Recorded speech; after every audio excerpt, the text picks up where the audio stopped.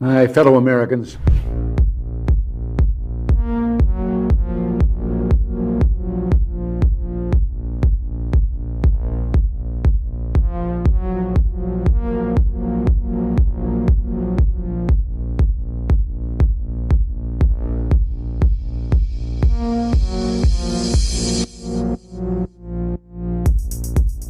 I can no longer remain in today's Democratic Party that's under the complete control of an elitist cabal of warmongers who are driven by cowardly wokeness, who divide us by racializing every issue and stoking anti-white racism, who actively work to undermine our God-given freedoms that are enshrined in our Constitution, who are hostile to people of faith and spirituality, who demonize the police but protect criminals at the expense of law-abiding Americans, who believe in open borders, who weaponize the national security state to go after their political opponents, and above all, who are dragging us ever closer to nuclear war.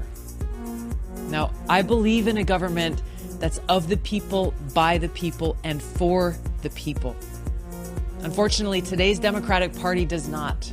Instead, it stands for a government that is of, by, and for the powerful elite.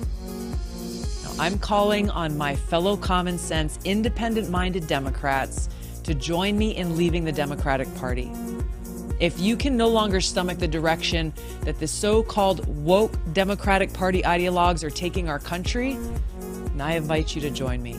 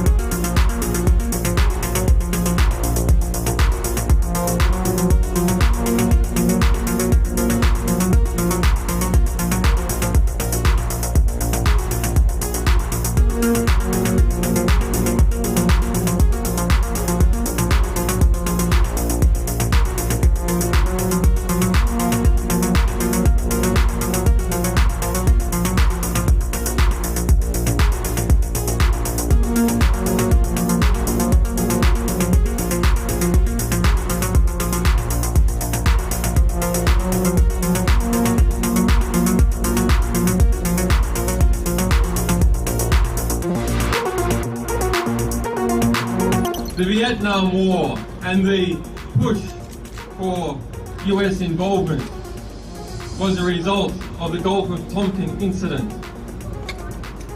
A lie. The Iraq War famously is a result of lies. Wars in Somalia are a result of lies. The Second World War and the German invasion of Poland was a result of carefully constructed lies. That is war by media. Let us ask ourselves, of the complicit media, which is the majority of the mainstream press, what is the average death count attributed to each journalist?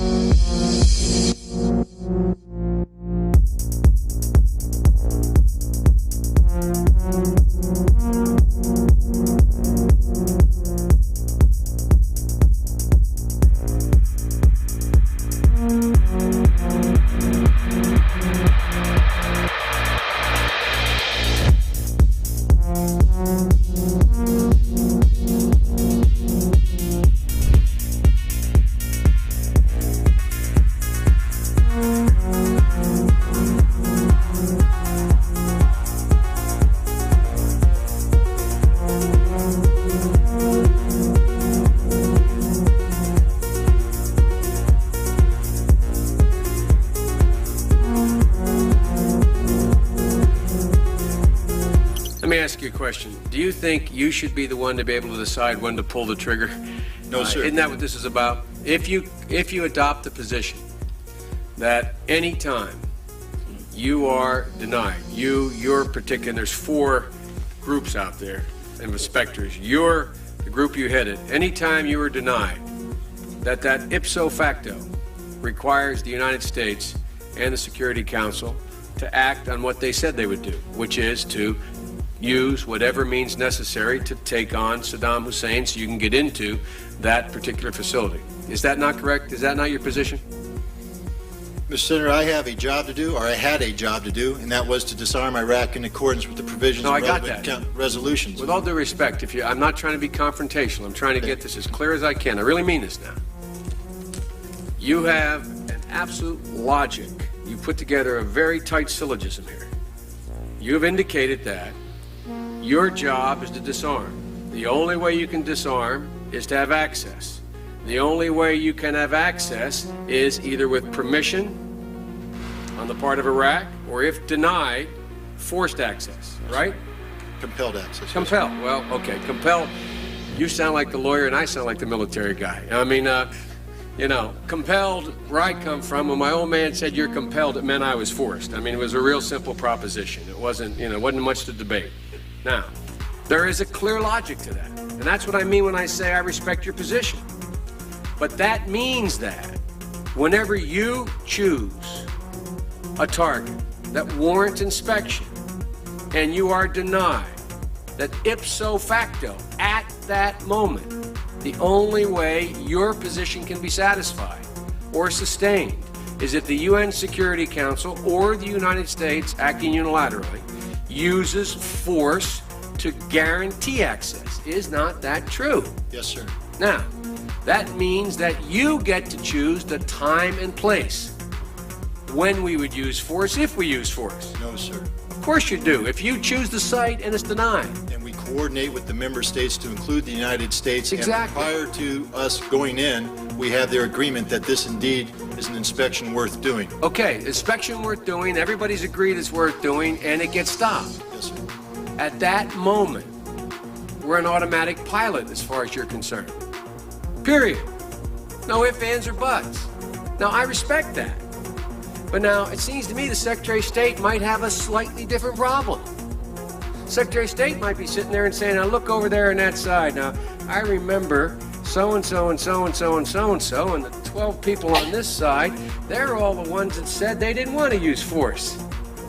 Now, I'm going to have to go tell the President now that we should, or Secretary Cohen, unleash whatever it takes to get it done. And our military assessment is the same as the Major's. The Major's assessment is, privately held but publicly acknowledged later, that airstrikes alone aren't going to do this. Saddam's not going to cave on this. So, now here's the deal. I recommended the President have at it and let the chips fall where they may. A reasonable position for the Secretary of Defense, the Secretary of State to take. But I respectfully suggest, Major, they have a responsibility slightly above your pay grade. slightly above your pay grade, to decide whether or not to take the nation to war alone, or to take the nation to war partway, or to take the nation to war halfway. That's a real tough decision. That's why they get paid the big bucks. That's why they get the limos and you don't. I mean this sincerely. I'm not trying to be flip, because I think, and that's why I said at the outset, the reason why I'm glad you did what you did, we should come to our milk. We should make a decision. But in terms of whether the Secretary of State has no more to consider than you do as the arms inspector, you didn't get in, didn't get my job done, get me in. Period. You made the deal, right? That's the deal. A deal's a deal. Get me in. Scott Ritter, I'm ready to go. It's not how it works. Now, maybe it should work that way. But wouldn't you acknowledge that if you were President of the United States or the Secretary of State, you'd sit there and say, now, okay, old Scotty boy didn't get in. We said he should get in. We want him to get in. It's important that he does get in. They're not going to let him in, so what are we going to do now? We know that France and Russia aren't going to be with us. We're quite confident China's not. We've already run those traps. They're not there. We're not sure where the United States Senate is, but have at it, boys. Go get them. And by the way, Scott and the boys say air power's not enough. I think it's a legitimate debate, Major. I think it's a legitimate debate. But I don't think we should be putting it in the context of, you have somebody up there at state saying, look, how can we weasel out of this agreement? We want to let this guy out there hanging. We're not this. It's a very practical political decision. Same kind of decision General Powell made. Same kind of decision President Bush made. Every president, every Secretary of State has to do it. Like I said, they get paid more than you. Their job's a hell of a lot more complicated than yours. They may have made the wrong decision, and you brought it to light. We should address it. We should say straight up where we are, and we should do it. And for that, I thank you. But it's above your pay grade.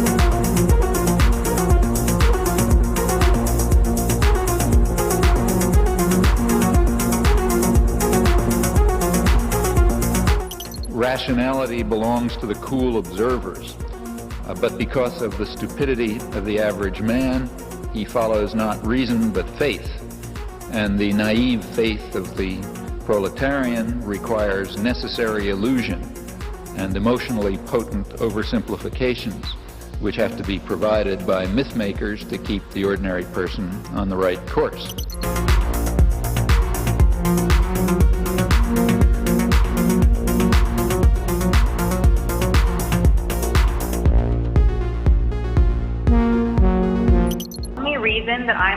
ask you this question is because today the federal court ruled that the government doesn't have the right to determine who is or is not a journalist. This is the second election in a row that the court had to overturn your government. Do you still insist on being able to make that decision, and why?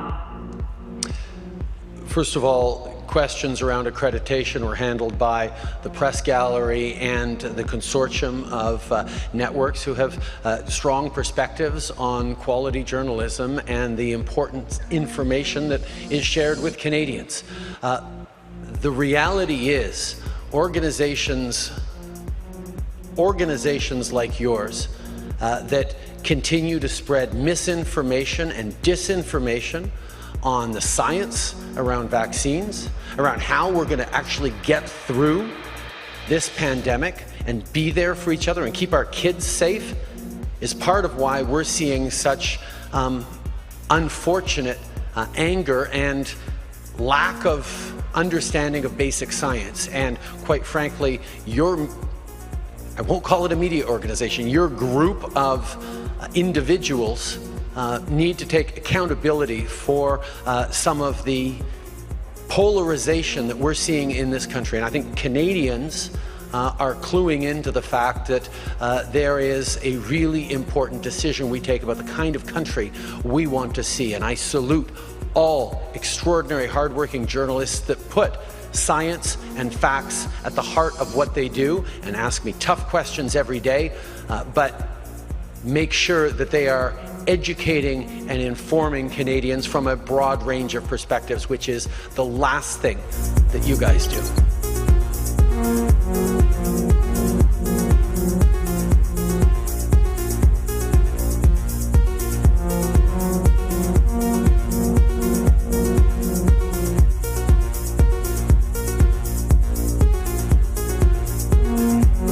Killed a million people in Iraq. That is a separate... You killed 1 million people in Iraq. It's incredible that you have the brass neck to be sitting here now urging another Iraq war George, after if what I was you've already still in done. Parliament...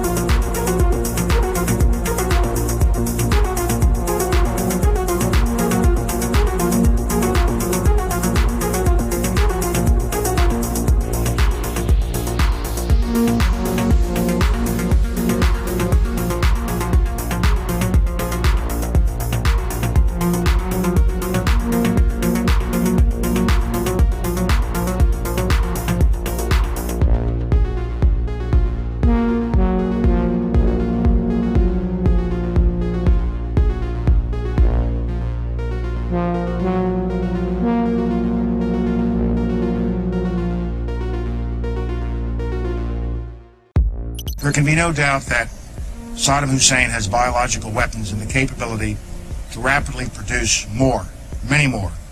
And he has the ability to dispense these lethal poisons and diseases in ways that can cause massive death and destruction. If biological weapons seem too terrible to contemplate, chemical weapons are equally chilling. UNMOVIC already laid out much of this, and it is documented for all of us to read in UNSCOM's 1999 report on the subject. If we consider just one category of missing weaponry, 6,500 bombs from the Iran-Iraq war, UNMOVIC says the amount of chemical agent in them would be on the order of 1,000 tons. These quantities of chemical weapons are now unaccounted for. Dr. Blick says, quipped that, quote, mustard gas is not marmalade. You are supposed to know what you did with it. We believe Saddam Hussein knows what he did with it, and he has not come clean with the international community. We have evidence these weapons existed. What we don't have is evidence from Iraq that they have been destroyed or where they are. That is what we are still waiting for.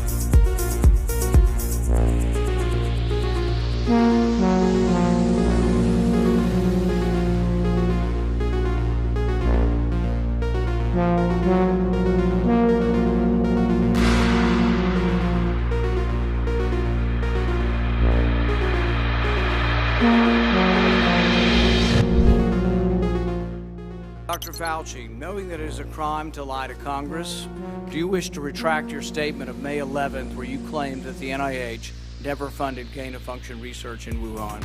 Senator Paul, I have never lied before the Congress, and I do not retract that statement. This paper that you are referring to was judged by qualified staff up and down the chain as not being gain of function. Let me finish. You take an animal virus and you increase its transmissibility to humans, right. You're saying that's not gain of function? Yeah, that is correct. And Senator Paul, you do not know what you are talking about, quite frankly. And I want to say that officially. You do not know what you are talking about. Okay, you get one person. Let's read from the NIH definition of gain of function. This is your definition that you guys wrote. It says that scientific research that increases the transmissibility among animals is gain of function. They took animal viruses that only occur in animals and they increased their transmissibility to humans. How you can say that is not gain of function? It is not. It's a dance, and you're dancing around this because you're trying to obscure responsibility for 4 million people dying around the world from a pandemic. And let's let Dr. Fauci. I have to, well, now you're getting into something. If the point that you are making is that the grant that was funded as a sub-award from EcoHealth to Wuhan created SARS-CoV-2. That's where you are getting. Let me finish. We don't know. Well, wait a minute. It did come from the lab, but all the evidence is pointing that it came from the lab, and there will be responsibility for those who funded the lab, including yourself. I totally This committee will allow the witness to respond. I totally resent the lie that you are now propagating, Senator, because if you look at the viruses that were used in the experiments, that were given in the annual reports, that were published in the literature, It is molecularly impossible. No one's saying those viruses caused it. It No is one alleging that molecularly. those viruses caused the pandemic. What we're alleging is that gain-of-function research was going on in that lab, and NIH funded it. That you is can't not- get away from it. It meets your definition, and you are obfuscating the truth. I'm not obfuscating the truth. You are the one. Time is expired, but I will allow the witness to. Let me just finish. I want everyone to understand that if you look at those viruses, and that's judged by qualified virologists and evolutionary biologists, those viruses are molecularly impossible No one's to saying result they are. No in one's saying those viruses SARS-CoV-2. caused the pandemic. Senator Paul, We're saying they are gain-of-function viruses because they were They're not. animal viruses that became more transmissible in human, and you funded it. And you won't admit the truth. And you implying. Paul, your time has expired, and I will allow witnesses who come before this committee to respond. Dr. And you are implying that what we did was responsible for the deaths of individuals.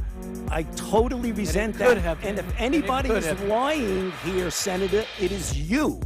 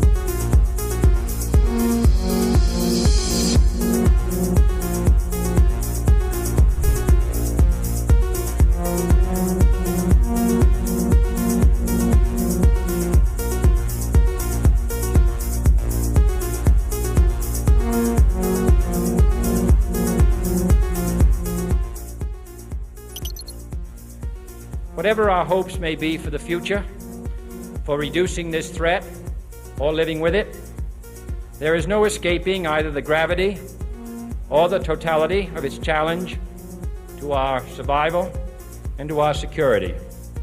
A challenge that confronts us in unaccustomed ways in every sphere of human activity. This deadly challenge imposes upon our society two requirements of direct concern, both to the press and to the President. Two requirements that may seem almost contradictory in tone, but which must be reconciled and fulfilled if we are to meet this national peril.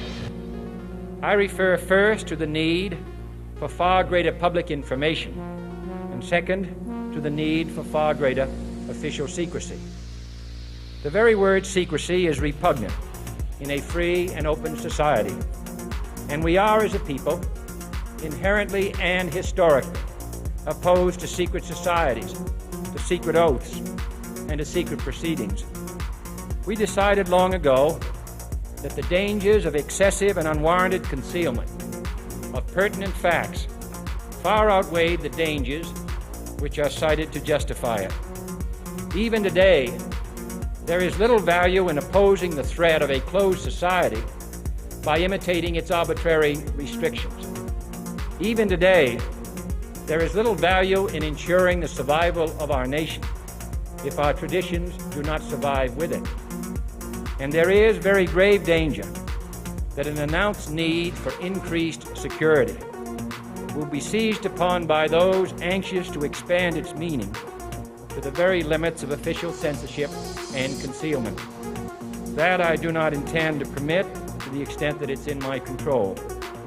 And no official of my administration, whether his rank is high or low, civilian or military, should interpret my words here tonight as an excuse to censor the news, to stifle dissent, to cover up our mistakes, or to withhold from the press and the public the facts they deserve to know.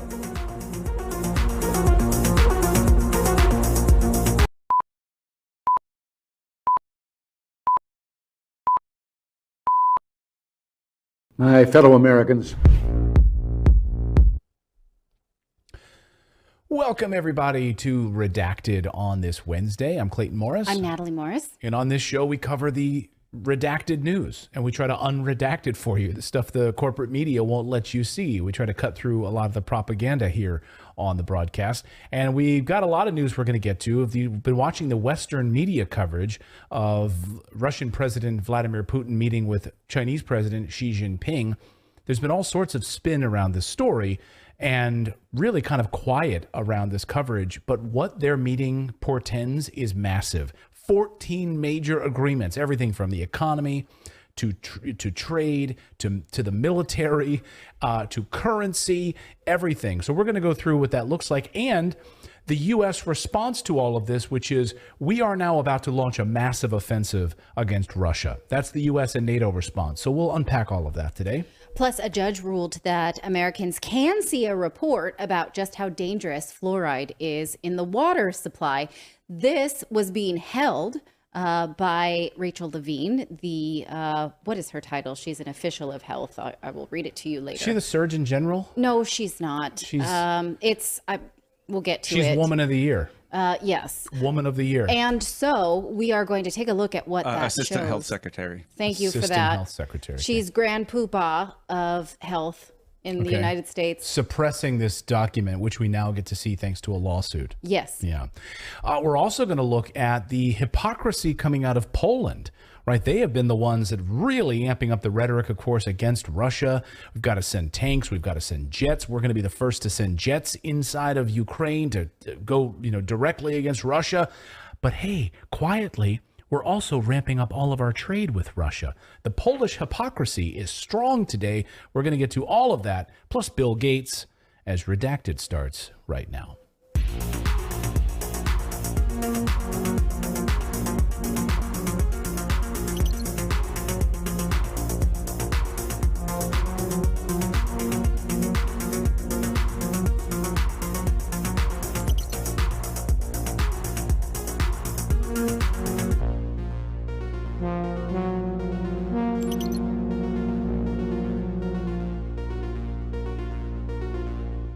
Welcome, everybody, and I'm super excited because we have a lot of our community members have been joining a lot of new people have been joining our community here to support independent journalism. You've been buying some of the t-shirts as well, which is our Silence Equals Complicity anti-war t-shirts.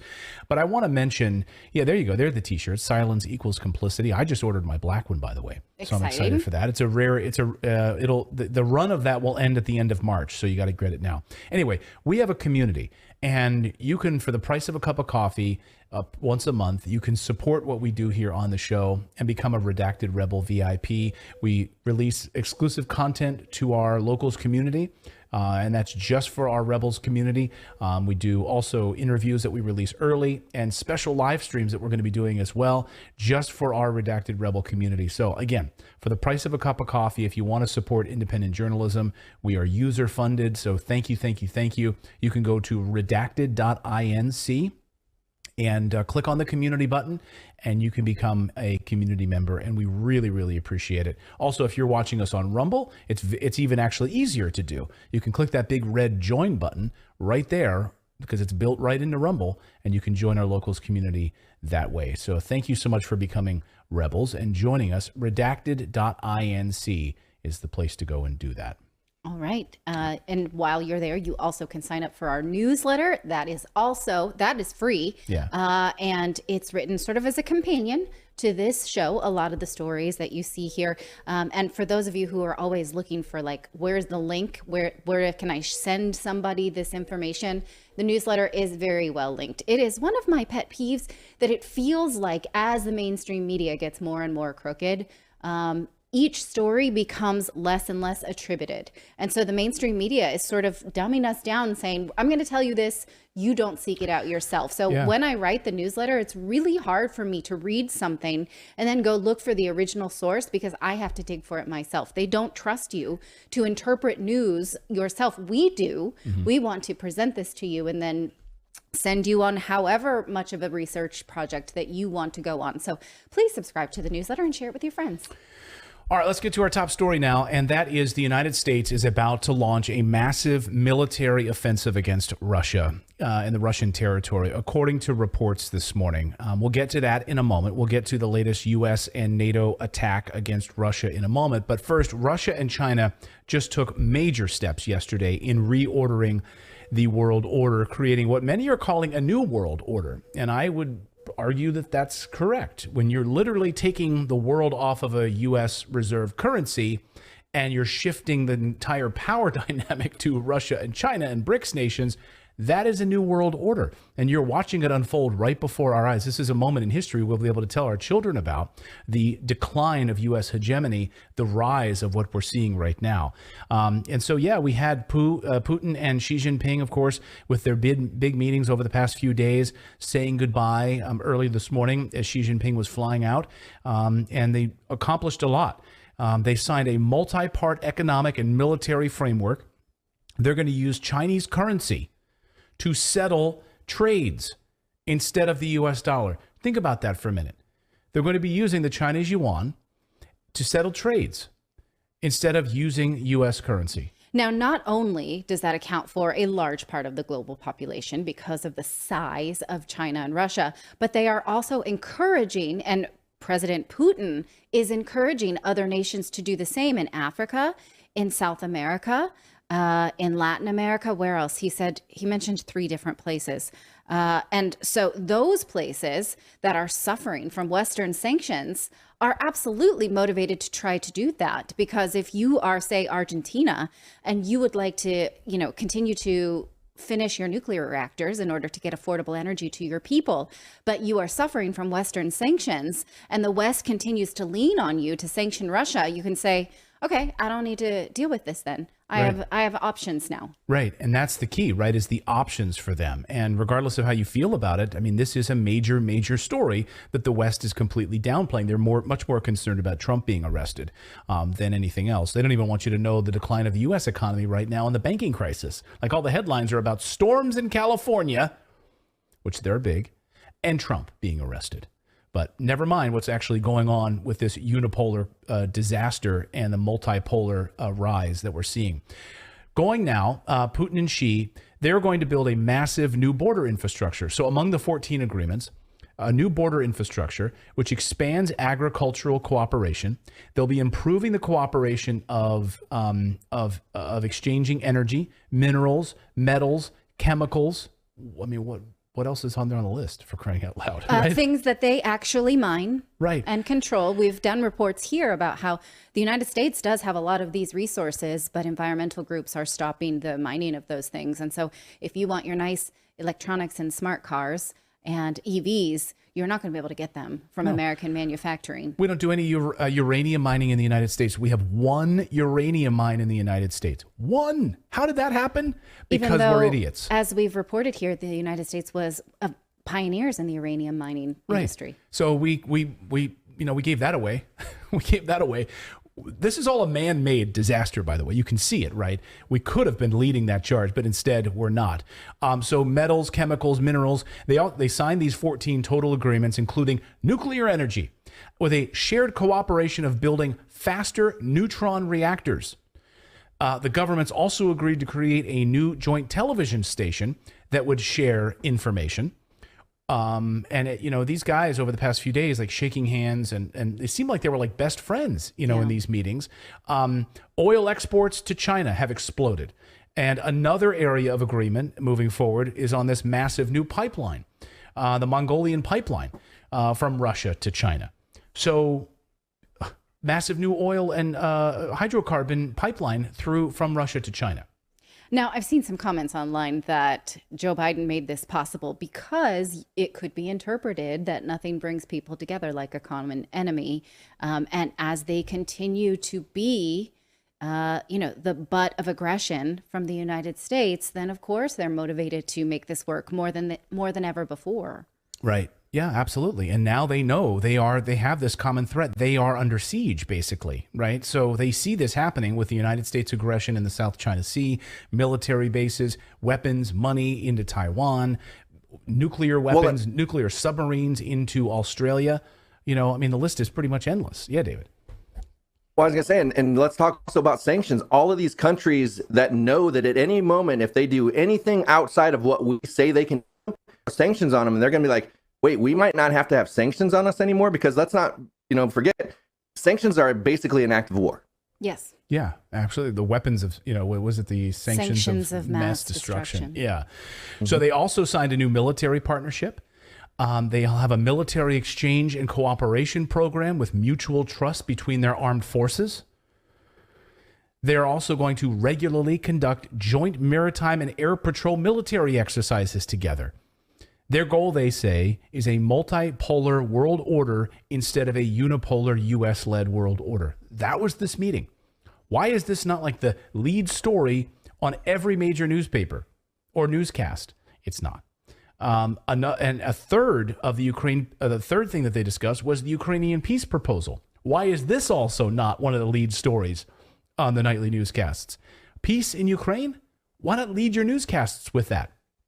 Let's see if Lester Holt tonight on NBC's Nightly News leads with that story. Probably not. So they put this forth by China. China put this 12-part framework together about peace in Ukraine. Putin praised this 12-part peace plan, saying he's ready for it. But the United States and the West are not ready for peace. Here is President Putin talking about this. We have subtitles. Watch. Что многие из положений выдвинутого Китаем мирного плана созвучны российским подходам и могут быть взяты за основу для мирного урегулирования, когда к нему будут готовы на Западе и в Киеве. Однако такой подход, пока такой готовности с их стороны мы не наблюдаем. В то время, когда мы с председателем обсуждали вопрос возможности реализации китайского плана мирного урегулирования, а председатель КНР уделил большое внимание своим мирным инициативам в ходе нашей вчерашней беседы с глазу на глаз. Вот сегодня стало известно, что Yeah. So we're ready for it. You know who's not ready for it? He says the West and Ukraine. They're not ready for peace. So we'll just keep fighting till the last Ukrainian. That's been the plan, of course, all along. And then the Chinese president got on an airplane and started to fly home. They shook hands. They were caught on camera talking about how this will be the greatest change to the world in 100 years. And Putin said, I agree, my friend, and have a safe journey. Watch this. Перемены, которые не было в течение 100 лет. Кавдем месте двигаем эти перемены. Перекиньте, пожалуйста, дорогой друг.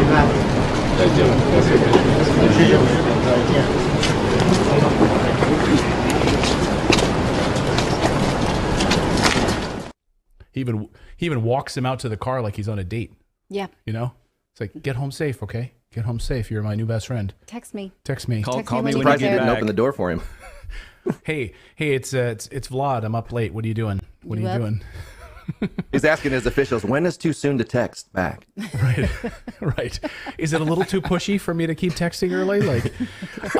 But I mean, this is the type of relationship that we see growing. It's unbelievable to watch this. And what relationships does the United States have in this way right now? Think about the tale of two summits, right? President Biden flying into Saudi Arabia to try to push them for more oil production, right? Yeah. Agreements with Saudi Arabia. Instead, what did Saudi Arabia do? Turns out, we know from reports, they ended up mocking President Biden behind his back after he left. They called him like a fool. And then they turned around and basically started moving more closely with China. That's what Saudi Arabia did. So have a safe voyage back. So this was all happening while at the same time, the world is being upended, reordered. That's what was happening. And what was happening in Washington, D.C. while this was happening in Moscow? President Biden handing out awards to Hollywood actresses. Watch. This literally happened. Mindy Kaling.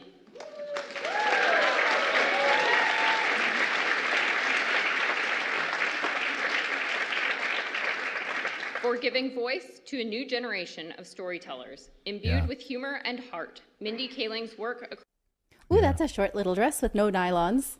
I've been to the White House too, and And I was really self-conscious that you need to wear nylons.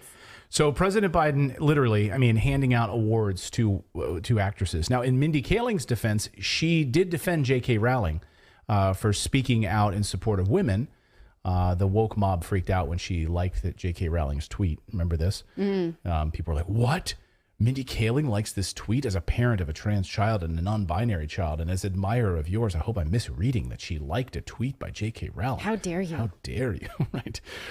No, but people have lost their jobs for liking J.K. Rowling's tweet. Yeah. It's more insidious than that.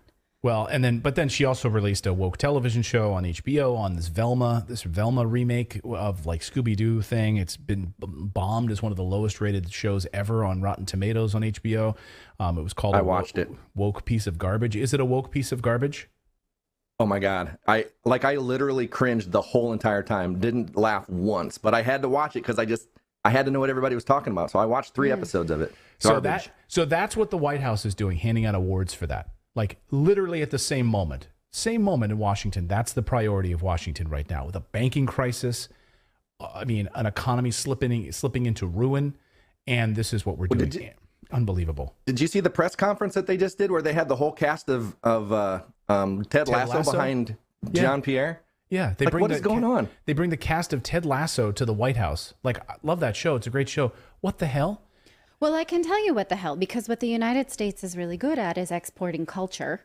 And, Hollywood sort of acts as a mouthpiece for why it's cool to be an American. And we are expats, so we understand how that, we get cool points just because of our accent from a lot of people who say, oh, I watch American YouTube, I watch American shows, I learned English from friends. We do hear this a lot. And so if you can sort of double down on this as PR in a time when nothing else about your culture looks appealing, not your currency, not your economy, not your banking system, certainly not your health system. Not your bullying through military. Right. Not your social media censorship, not your non-scientific COVID rules. Nothing here is worth exporting, except we're really good at movies and TV shows and music. Yeah. And so that's, of course, why you double down on that. It's not for nothing. It's absolutely not... So it's propaganda. Gratuitous. Yeah. Absolutely, it's propaganda. Yeah, it's total propaganda. So rather than ask tough questions at the press corps, let's bring the cast of Ted Lasso here so we don't have to take tough questions. And then you had that African reporter trying to ask questions of Jean-Pierre while the cast of Ted Lasso was in the room. And he's like, are you ever going to call on me? It's been 9 months now, or 7 months you haven't called on me. This is egregious. And the cast of Ted Lasso is kind of like standing there like, whoa, this is uncomfortable. Yeah, we didn't sign up for this. Yeah, I clapped for that guy. Yeah. Very awkward, very awkward. And then he goes on Tucker, and then, Tucker had him on. Anyway, so the United States, while this is happening, is busy bailing out failed banks. That's what we're doing right now. And handing out awards to Hollywood actors and actresses. But the U.S. military-industrial complex is alive and well and is ready to launch a massive offensive against Russia. According to the German newspaper Bild this morning, the United States is preparing a massive strike of against new Russian territories. Their sources say that the United States and NATO forces will see the biggest strikes happening in the coming weeks against Russia. Now, if you watched our show last night, you realize we are no longer on this show saying that Ukraine is carrying out these attacks. Ukraine is done. This is the United States and NATO forces carrying out these attacks. So anytime you see the word Ukraine is carrying out attack, just scratch that out and put U.S. in its place from now on, and NATO forces. So that's exactly what's happening against Russia. So while refusing to go into detail on this regarding planned operations, according to this Bild article, the official at NATO asserted that Ukrainian forces and U.S. forces, of course, led by U.S. forces, will focus their efforts on the regions of Zaporozhye and Lugansk. The U.S. will attack the land bridge to Crimea.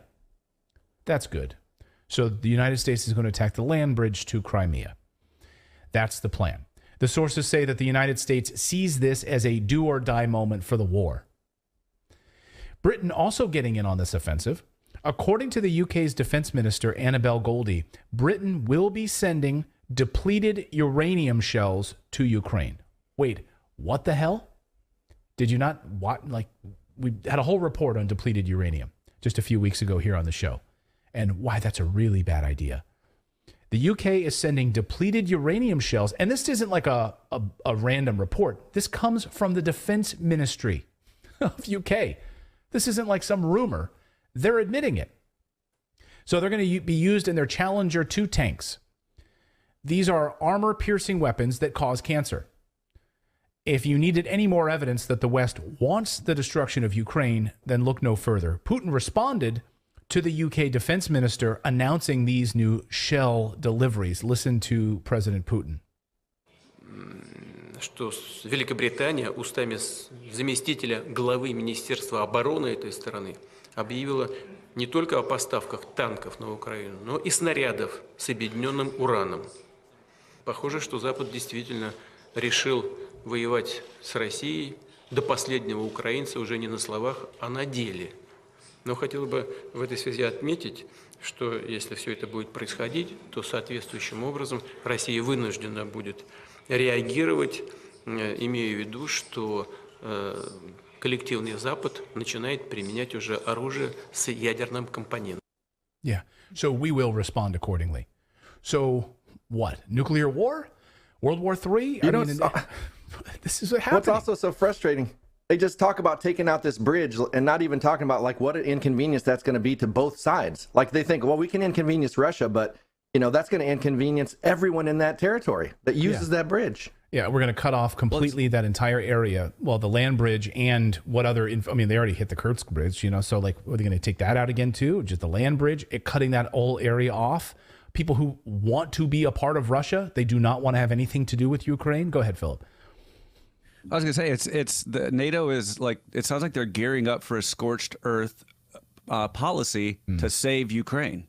To save Ukraine, we're going to burn it to the ground, cause cancer, it's blow up infrastructure. I'm glad you're saying that because that's what it felt like to me too, which is, so all of that eastern part of Ukraine that now Russia controls, which is the most fertile ground in the world, it's going to be totally contaminated, right? Just to put some context on this, if the UK, which talks about its green economy, right? Not only will this destroy Ukraine with this depleted uranium, but it will also be polluted for generations to come. Yes. Depleted uranium shells release a highly toxic powder upon impact. The radioactive dust then gets into the soil and the subsoil. This soil in eastern Ukraine, of course, is the most fertile in the world. We've talked about this extensively on the show. Even Colonel McGregor talked about how it was being literally dug up and shipped to parts of Europe because it's so fertile to being used during World War II. That's how fertile it is.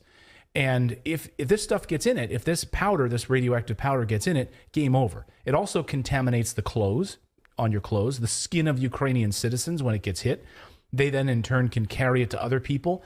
It becomes a transport agent. They become a transport agent of dust, which then transfers to any living thing it touches. Any person that comes in contact with it, it transfers to that person.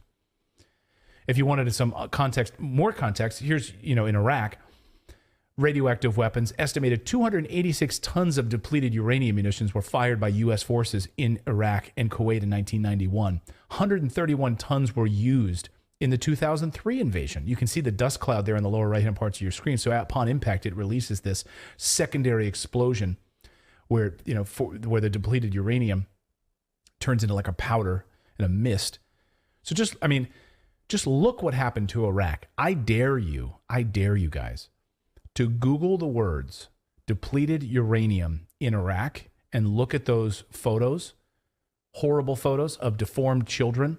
You cannot unsee those pictures once you see them. We're not going to show them here on the show. You can see what the United States did there.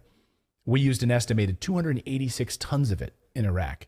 Not to mention Yugoslavia, where brain tumors among soldiers, families of soldiers in that area, in the Balkans, so many brain tumors, it's called the Balkan syndrome.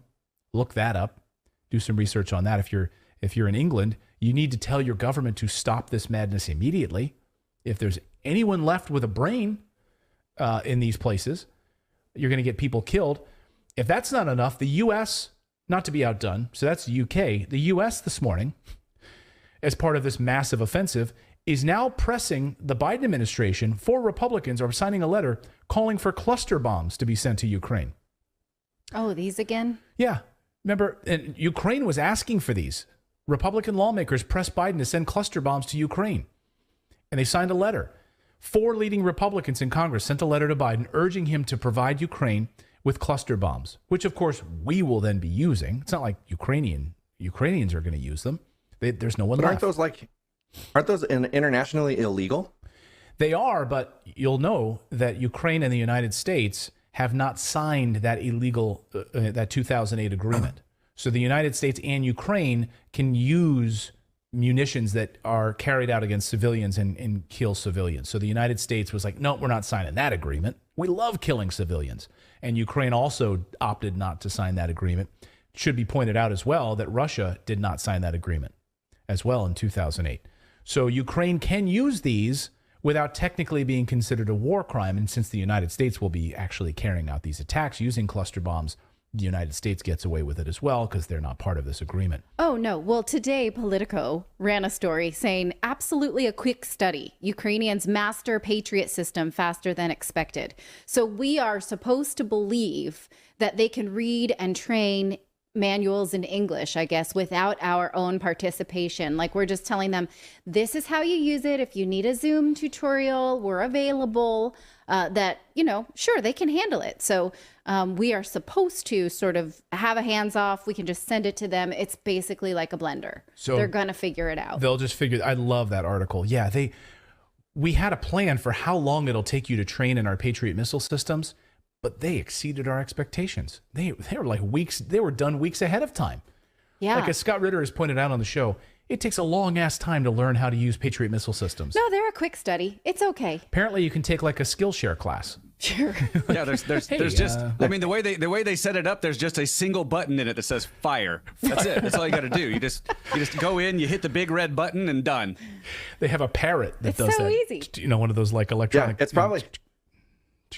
It's like we've got the missiles 101. You're going to learn missiles. You're going to learn perfect English. You're going to lose your accent. Like it's a full course on how to basically run this like an American, as an American. Yeah. They are Ukrainian. Wink, wink. Sure. No, Americans are pushing the buttons on these. Don't think for a second that these are Ukrainians doing this. Here's the quote from the commanding general of the Army's Fire Center of Excellence, Brigadier General Shane Morgan.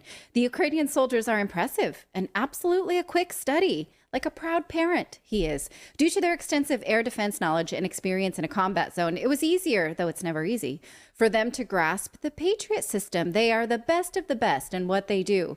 Just like, I'm so proud of them. Like, you know, potty training my youngest. Like, she just really got it. It was so easy. I love the propaganda. It's so amazing.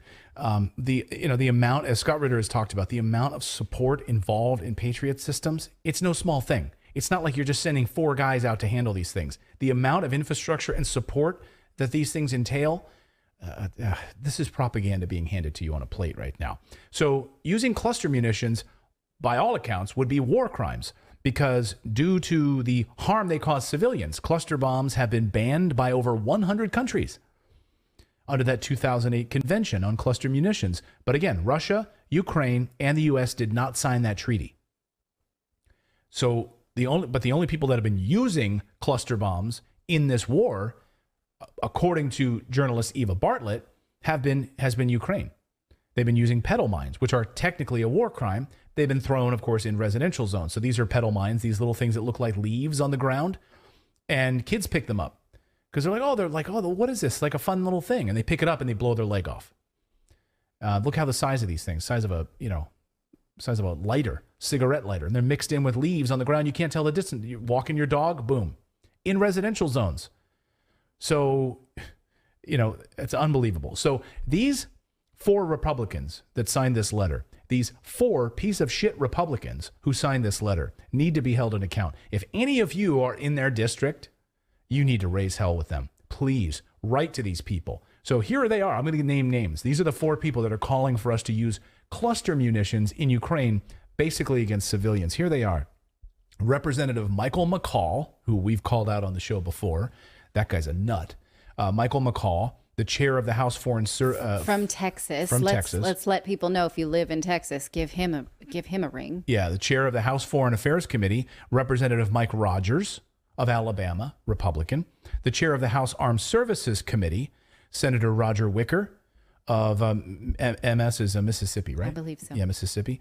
The ranking member of the Senate Armed Services Committee, and Jim Risch, R-I-S-C-H, of Idaho. He's a Republican, the ranking member of the Senate Foreign Relations Committee. They want cluster munitions used. These Republicans are... Foreign relations. Yeah, foreign relations. Yeah, these are how we win the hearts and minds of people. We use cluster munitions. So these Republicans are pieces of shit, and you need to let them know that. And by the way, President Biden probably will go along with this. So both of these parties are And corrupt. he'll call it bipartisan. Yeah. Oh, it'll be a bipartisan agreement. So both of these parties are corrupt. And these neoconservatives who are calling for cluster munitions need to be held to account. So get ready, because the United States is about to launch a massive offensive in the coming days and coming weeks in Ukraine. It won't be Ukrainians. It'll be the U.S. and NATO. We've got more news to get to here on your Wednesday edition of the show. We're going to look at the Polish hypocrisy, slamming Russia, but also increasing their trade with Russia. We're going to dive into that. And Bill Gates is saying, Chat GPT, AI, it's a great idea. It may decide humans are obsolete and wipe us out, but let's keep going. And he has a reason why. You're going to like this. It's very head-scratching piece. That's right. Yeah. But first, we want to tell you about our friends over at MedCline. Now, have you ever had sore shoulders when you're sleeping? For instance, you're sleeping on your side and your shoulder falls asleep. That happens to me a lot, but it doesn't any longer because we started using the MedCline.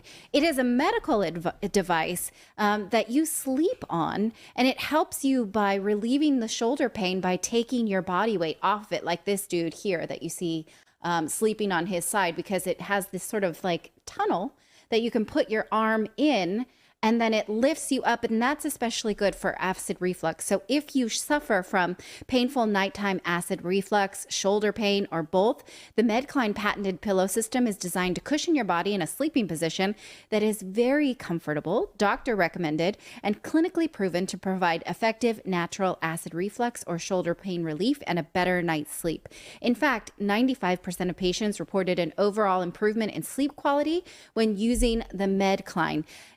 The MedCline reflux relief system is proven to reduce exposure to harmful stomach acid 87% better than just a simple bed wedge. And MedCline's medical-grade gel-infused foam is built to last and provides cooling comfort and exceptional night's sleep for anyone using it. And plus, this shoulder relief system that I told you about helps those suffering shoulder pain, rotator cuff injuries, arthritis, sleep issues, and much, much more.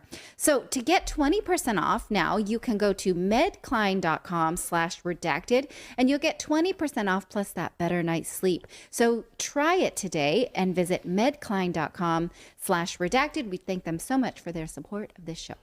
Yeah, Derek, you know what's good for shoulder pain? Don't say it. Do you guys know that? Step Brothers? If you're fans of Step Brothers, you'll know what that reference is. No? You can't say it I'm not going to say it on the show. You know what's good for shoulder pain? If you MedCline. lick my... Yeah, no. Sorry. Okay. I was saying not to say it, then you say it. Sorry, I can't. It's You're the dirty one. Sorry. It's like the shaven haircut. Dun, dun, dun, dun, dun. You have to do the dun, dun. Yeah. Dun, dun, dun, dun, dun, dun. All right, we've got more news to get to here. Yeah, you want to talk about this, or are you going to take a sip? I'm going to drink some. While she's doing that, yeah, we've got more news to get to. We're going to tell you about what's going on this fluoride study. So there's no fluoride in this water. There's no fluoride in that water? All right, let's do it. All right. What is the government hiding from you? It turns out a lot. A blocked report from the government has just seen the light of day, and this is relating to fluoride. Biden health officials suppressed a government study that showed that there is no safe level of fluoride in water supply, and that it can lower IQ in children and harm pregnant women. The only reason we know about this is thanks to a lawsuit that forced the Biden administration to turn over the documents. But first, just look at the places that do have fluoride in the water. This map is courtesy of the British Fluoridation Society. Fluoride in the water is a funny thing, right? The government says we need it to protect our teeth, and our teeth need protection because the modern diet is so degrading on teeth enamel and full of sugar and processed foods that grind down our teeth. It's a vicious cycle, right? So the government, in response to this, has decided to fix our food chain. Just kidding. They're not. They're not going to do anything Like, of the instead of all sort. the processed food, we'll get rid of that. No, instead, we're going to mask it with chemicals in the water. Yes, that's exactly right. That's how we roll. And, you know, there was never any real research on the effects of this. And now that there is some, the government is trying to hide that research about the possible negative effect of fluoride. A group called the Fluoride Action Network has sued the Environmental Protection Agency, or the EPA. The EPA is being defended by the Justice Department. So you and your tax dollars are defending this. You're defending their right to maybe hurt you and your kids. That's how it works. By putting fluoride in the water. Because we pay our taxes and the Justice Department is taxpayer funded. So we are then all in on protecting the EPA. We have to be. But in this suit, they sought for the release of a report called the National Toxicology Program. And here is the report in question. Why do we have it? Because a judge ruled that we should. The Justice Department had asked for this report not to be released, and the judge ruled against them. Prior to that, the report was blocked from publication by Assistant Health Secretary Rachel Levine. You may recall that Rachel Levine is a transgender person that says that doctors should be trans advocates for medical transition. So this person's A-okay with foreign chemicals in the body. We already know this. Here is the email in question where someone is asking like, hey, we got a heads up from the NIH about this report coming out soon and fluoride and the, you know, effects on IQ. Assume you're aware. Do we need to chat? That is, you know, I think that's masking like, yikes, this is going to suck. We need to talk about it. To which this person responds, thanks so much.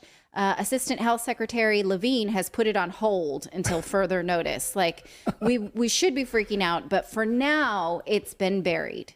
So Levine has other things to do. She's out getting Woman of the Year awards. Too busy to release this report on damaging fluoride effects on children.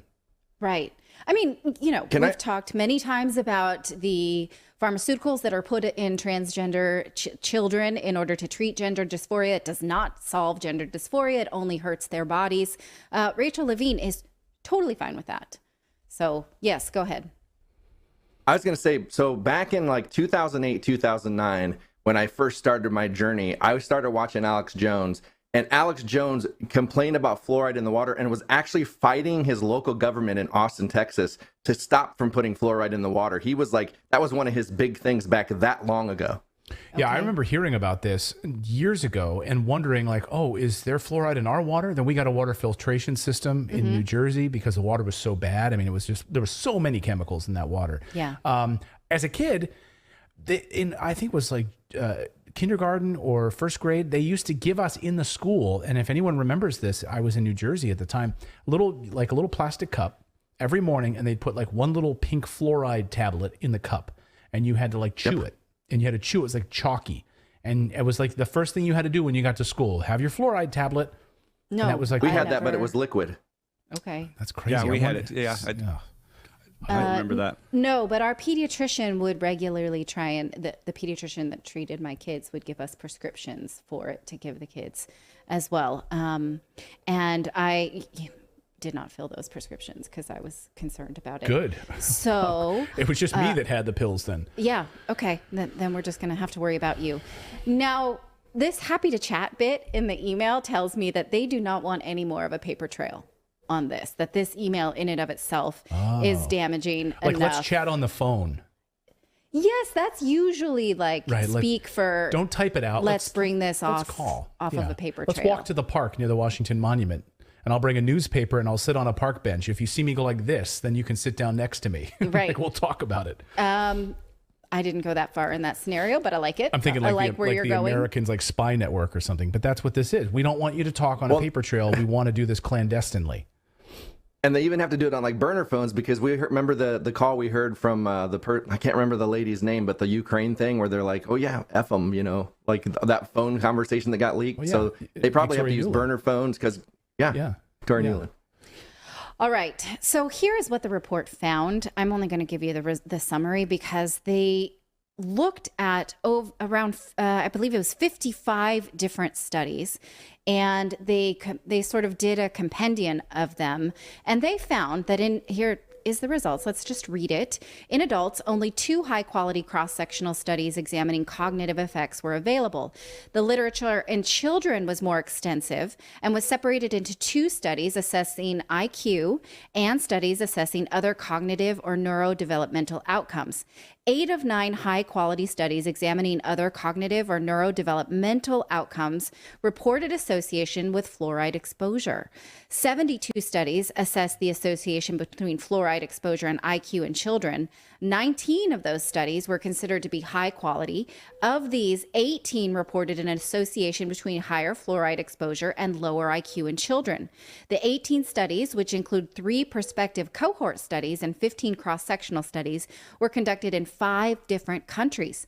46 of the 53 low-quality studies in children also found evidence of an association between higher fluoride exposure and lower IQ in children. These studies have been going on since at least 2000. No, I'm sorry, not the studies. The case. This litigation has been going on since at least 2017. And what this group wants, the group that's litigating, is for the EPA to regulate the fluoridation of drinking water supply under Section 6A because they maintain the ingestion of fluoride poses an unreasonable risk of neurotoxic harm to humans. And the EPA continues to deny the plaintiff's petition. The plaintiffs filed this suit seeking judicial review of the EPA's determination, meaning because the EPA is just refusing. They're saying we're not going to look at it and we're not going to regulate it. So they want the court to make them, basically. So then the court becomes the scientist because the court has to see this and say, yeah, absolutely, there is a risk here. And so the court has to determine what the EPA is refusing to do. You know, there's one thing that the government, United States government, is responsible for. That is the protection and security of its people, right? And how many times are we seeing evidence that they're doing the exact opposite? The Environmental Protection Agency is supposed to protect us from environmental toxins. They're literally they have studies, 46 out of 53 studies that they've now shown that it raises incredible problems for young children and adults. Yeah. And they're putting this into the water. It's not like they found it as a chemical that's seeping out of rocks where fluoride comes from. They're adding it to the water and they're suppressing it, not protecting people. That's astonishing to me. Right. You know, and again, it's largely a result as the high sugar content in the American diet. So they're protecting, they're insulating and enabling a bad diet in order to continue to, profit from that. And refusing to, what this group is saying is, we want you to look into this and regulate it. And they're saying, no, you can't make me. And so now so I think this is an example of the court system working for what it's meant to do, which is saying, yeah, we have the right, we the people, it's in the public interest for us to see this and for you to do your job. And this group has the right to come to a court to make you. The release of this report earned the attention of Robert F. Kennedy Jr., the Children's Health Defense Chairman and Chief Litigation Counsel, who has spoken a few times on this show about the COVID vaccine. But about this, he says, these findings fly in the face of the empty, unscientific claims U.S. health officials have propagated for years, namely that water fluoridation is safe and beneficial. He says it's past time to eliminate this neurotoxin from our water supply.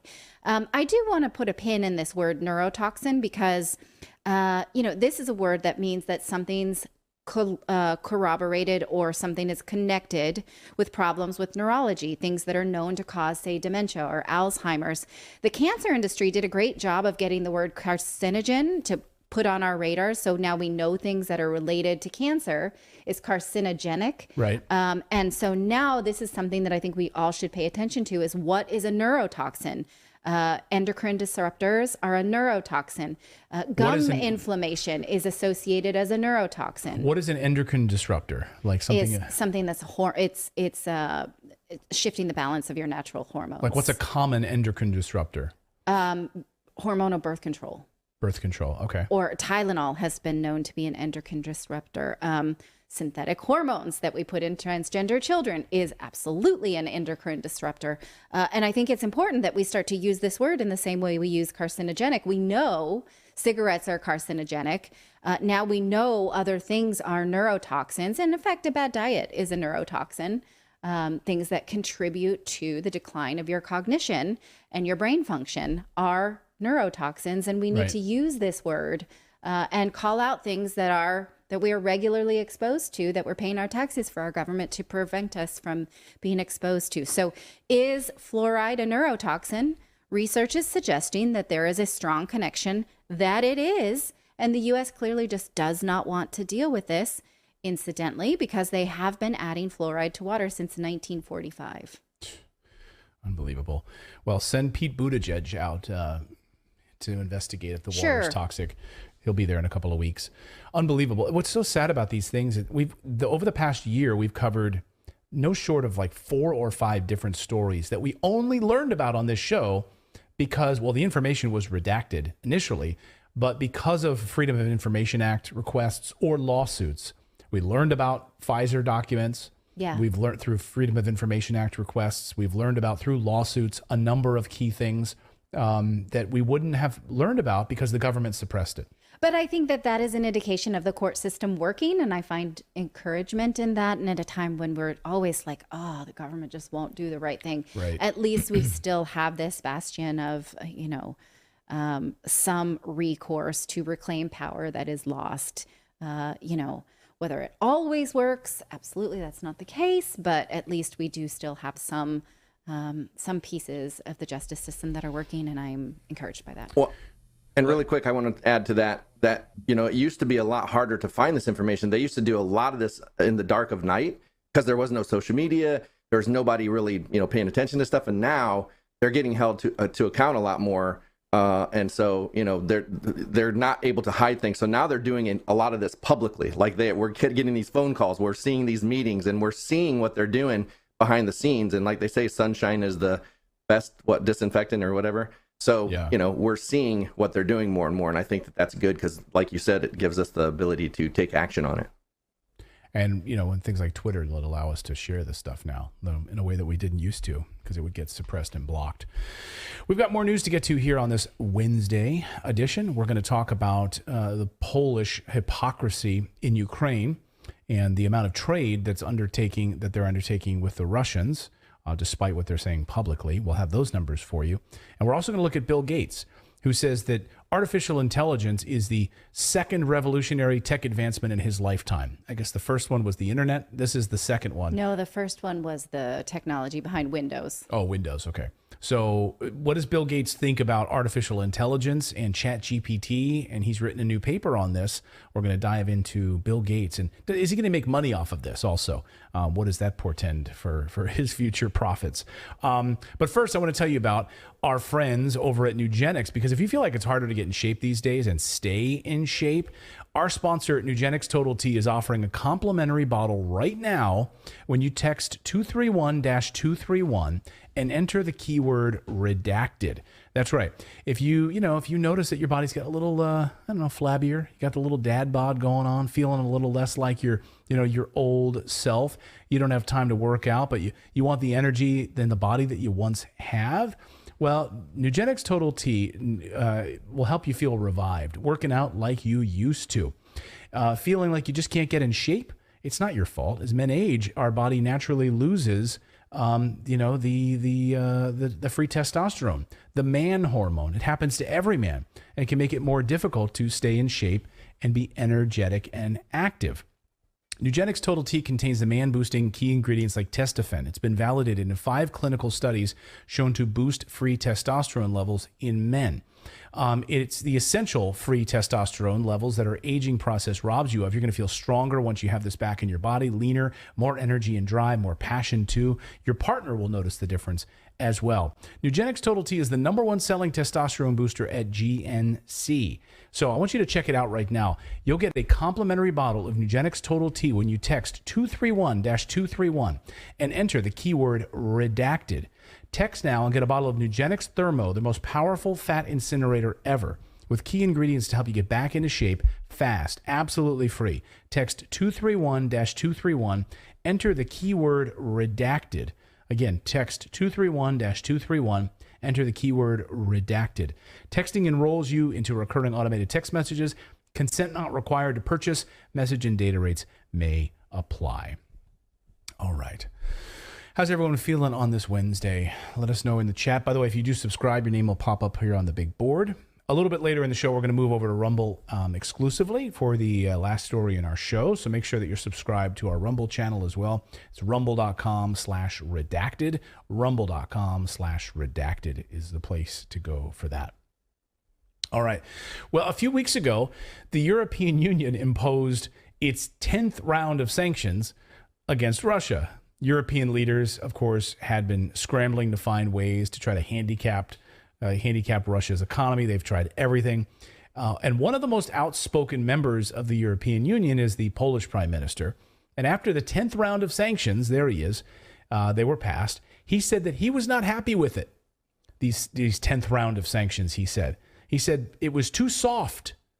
It's too weak on Russia. Those are his words, not mine. But it turns out he's a hypocrite, as we've called him out here on the show before, because we have new data out today showing just how much trade Poland is in fact doing with Russia. And they're profiting handsomely in Poland off of this trading with Russia, making lots of money. In fact, Poland has actually increased its trade with Russia during this war. How's that for some Polish hypocrisy? Reporter John Cody over at Remix News did a fabulous job of cataloging this Polish hypocrisy. I want to go through just a few points and have a conversation about it here. So here's the headline. What war? Poland's still doing $4.7 billion in business with Russia, and it's the third biggest exporter to Russia in Europe, writes John Cody. So I just want to kind of highlight what he says here, what John says. So Poland has long criticized Hungary for its neutrality in the war in Ukraine and its calls to end sanctions on Russia, John writes. But despite the Polish government's tough rhetoric, billions in exports continue to flow from Poland to Russia.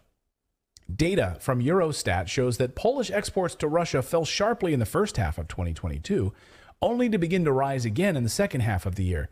And in the fourth quarter of 2022, Poland exported $1.2 billion worth of goods, or euros worth of goods, to Russia. Although this represented a fall of 44% over 2021 numbers, it was a marked improvement on the second and the third quarters of the year, according to the Polish news outlet Forsal.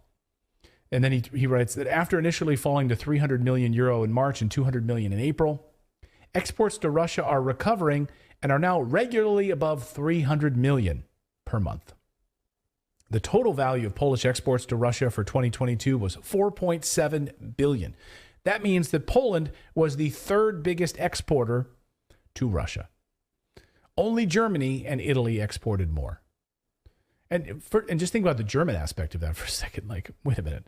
Germany, which is sending tanks to Ukraine to attack Russia. Poland, which is sending tanks and jets to Ukraine to attack Russia, is also profiting handsomely from exporting their goods to Russia. And they continue this? Yeah, that's crazy. Polish exports to Russia are dominated by industrial products, which accounted for almost 830 million euros. The second largest contributor was synthetic fibers, 371 million euros. And in third place came pharmaceuticals. So they're making sure, they're sending drugs. And the pharmaceutical companies are profiting handsomely off of sending drugs through Poland into Russia. 353 million euros worth. That was an actual increase of 18% since 2021. So they're increasing trade with Russia, while at the same time demanding more sanctions and saying that we need to be tougher because these sanctions are too weak on Russia. Yeah, maybe all the loopholes that you found allow you to profit handsomely off of this, right? Right. Footwear was also another big export from Poland to Russia. So how's Russia doing with all these sanctions? Well, Euronews reports this morning that the largest sanctions, of course, are around energy from Russia. Which is interesting, right? Because then you see the government choosing winners and losers, Right. something we say a lot. Like they're choosing citizens to lose access to affordable energy, but they're choosing businesses to succeed just fine. Right. Oh, yeah, exactly. And that's how these loopholes work, right? And again, the EU ban on imports of Russian crude oil and refined petroleum products, which directly targeted Moscow's money-making main source of revenue, was also the thing that was identified as the bloc's most daring and far-reaching sanctions until now, according to Euronews. The oil and refined petroleum products.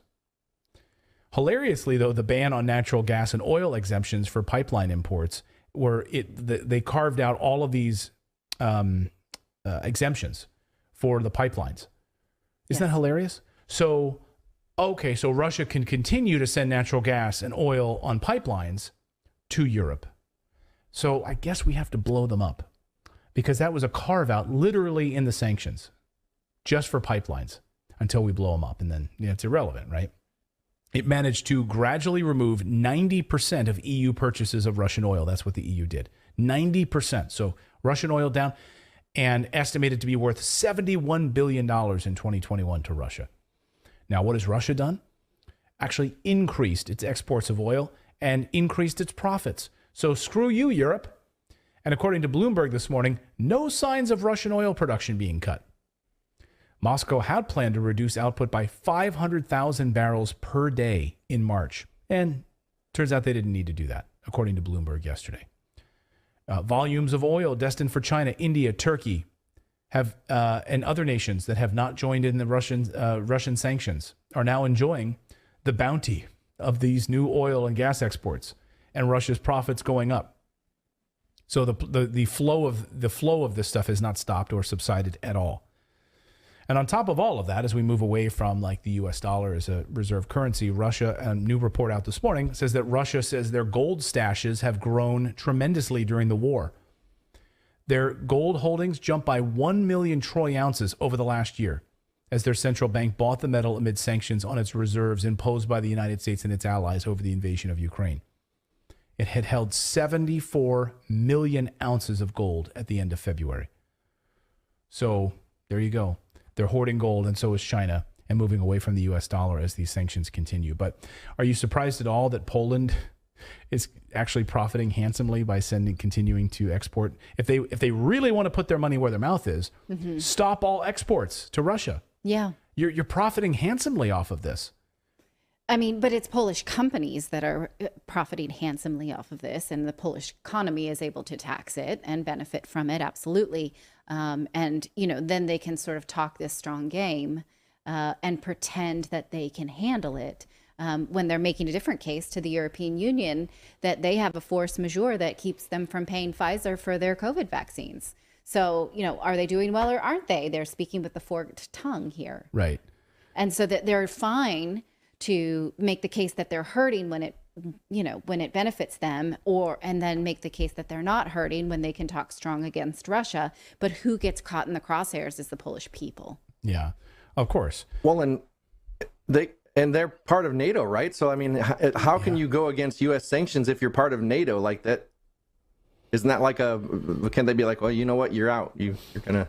Well, that's the thing. There's so many little carve outs and loopholes in these sanctions, right? So, what they're not allowed to import the oil from Russia, but they are allowed to take some natural gas from Russia. They're like, it's weird, these like little carve outs they're allowed to take from during these sanctions. Well, we see Hungary pushing back against sanctions, and that's getting them in big trouble. Well, and they're getting in big trouble with Poland. So Poland basically has said, we are done with an alliance with Hungary. Hungary is basically saying, no, we're not sending any weapons to Ukraine, even though we're a part of the EU and we're a part of NATO, and we don't want to have anything to do with sending weapons in Ukraine. And so Poland basically announcing, yeah, we're done with you, Hungary. And Hungary's like, well, we're going to continue to do trading with them because we're not going to adhere to these. We're basically ignoring these sanctions. Yeah. So, Hungary, it's a tale of, hey, we're not going to send weapons. We're going to continue to trade and not listen to these garbage sanctions anyway. And you know what you're saying right now is... Sorry. Is it surprising that all of these carve outs, they all favor like one particular class, and it's the ultra wealthy? because that's all the carve-outs are created for that. So where, you've got like Germans are told that, well, you're going to freeze this winter and it's okay because we're saving Ukraine.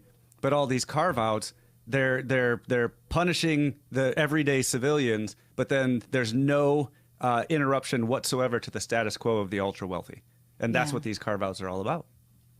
Yeah. Well, and I was going to point out that this is exactly the recruiting tool that BRICS nations needs. That's going to make these countries be like, we don't want to be part of this anymore. Like you put sanctions on them, then you're getting mad at us because we don't want to take part in your sanctions. We're going to move to BRICS nations. Like they are just blatantly like making this easy for them to make that decision. Yeah.